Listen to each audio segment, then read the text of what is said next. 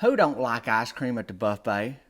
They got them beautiful machines with that lever, to pull down and it just comes out like that away. And it seems like folks love that thing. Everybody gets like a cone or a bowl. But then I noticed at the buffet, a lot of times there's these melted bowls of ice cream. And I think what happens is everybody knows ice cream's there. They go for it first and they see over there like at the buffet, they think, oh, they brought out that nanner pudding. I'm going to go fetch me some of that.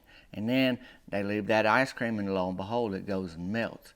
And you know how when you do that lever, you go over there and there's already a pile of ice cream that missed the bowl or dripped off the cone.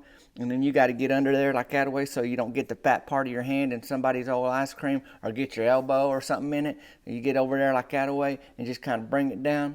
Well, I don't mind all that, but I do have some thoughts on the buffet ice cream. First of all, you got to have a plan. See, what happens is once you get that ice cream on the cone, it's going to start melting eventually, so the time has started and you want to already scout it out. Okay, once I get this on the cone, I'm going to spoon on some sprinkles and maybe squirt some chocolate on, and I'm heading back to the table that way, right? So you got to know where your toppings are before you get that ice cream on the cone or in your bowl. I know it gets messy at the ice cream bar. I've been there too, but there are some things I can't overlook. And tonight, it was Delma Spencer.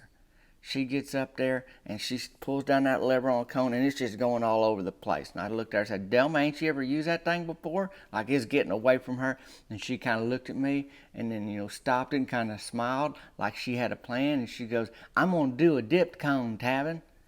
And I thought, well, they don't do dip cones at the buffet, so I got to see how this works out.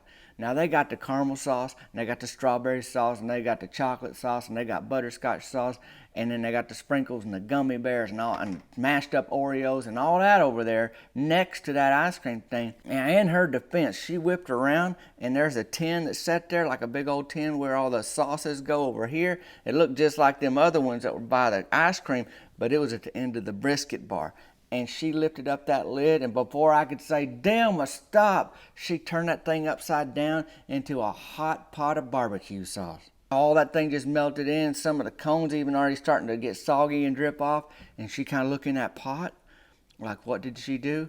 And I kid you not, she took that ladle and stirred that into the barbecue sauce, dropped the lid, set that mashed up, soggy, empty ice cream cone right next to the brisket barbecue sauce at the end of that bar, turned around and started over. The thing that really got me is that there ain't no place to dip a cone in that whole buffet. So where she got that in her mind, I don't know.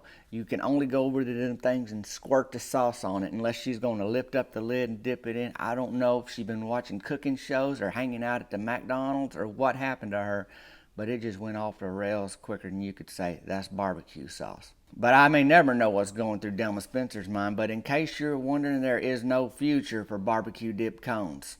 We'll see you at the buffet.